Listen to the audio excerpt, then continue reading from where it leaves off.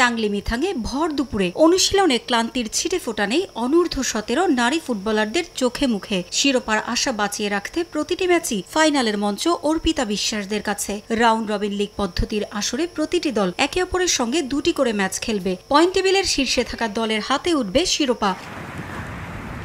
বাংলাদেশ তাদের প্রথম ম্যাচে ভুটানকে হারালেও দ্বিতীয় ম্যাচে পথ হারিয়েছে ফেভারিট ভারতের কাছে। তৃতীয় ম্যাচে নেপালকে হারিয়ে জয়ে ফেরে লাল সবুজ। 3 ম্যাচ শেষে অর্পিতাদের সংগ্রহ 6 পয়েন্ট। 9 পয়েন্ট নিয়ে শীর্ষে আছে ভারত। বাংলাদেশের সামনে আছে আরও 3 ম্যাচ। শিরোপা জিততে চাইলে 3 ম্যাচে পেতে হবে বড় জয়। এর মধ্যে শেষ ম্যাচে ভারতকে বড় ব্যবধানে হারাতে পারলেই শিরোপা নিজেদের করে নিতে পারবে লিটুর দল। সেক্ষেত্রে জয়ের ব্যবধান হতে হবে অন্তত 3-0। তাই সতর্ক বাংলাদেশ। নিজেদের চতুর্থ ম্যাচে লাল সবুজের সামনে নেপাল। এর আগে এবারের আসরে দুদলের প্রথম দেখায় থুইনু, সুরভি ও রিয়ার কল্যাণে 3-0 গোলে হিমালয়ের দেশটিকে হারিয়েছিল বাংলাদেশ। এবার ফিরতি পর্বে আরো বড় ব্যবধানে জয়ের লক্ষ্য কোচের। আমরা প্রথম লেগ শেষ করেছি, সেকেন্ড স্টেজে আছি। এখন আমরা দ্বিতীয় লেগ স্টার্ট করব। দ্বিতীয় লেগ আমরা যদি 3টা ম্যাচ জিততে পারি আমরা চ্যাম্পিয়ন হবো ইনশাল্লাহ। সেইভাবে আমরা কাজ করেছি।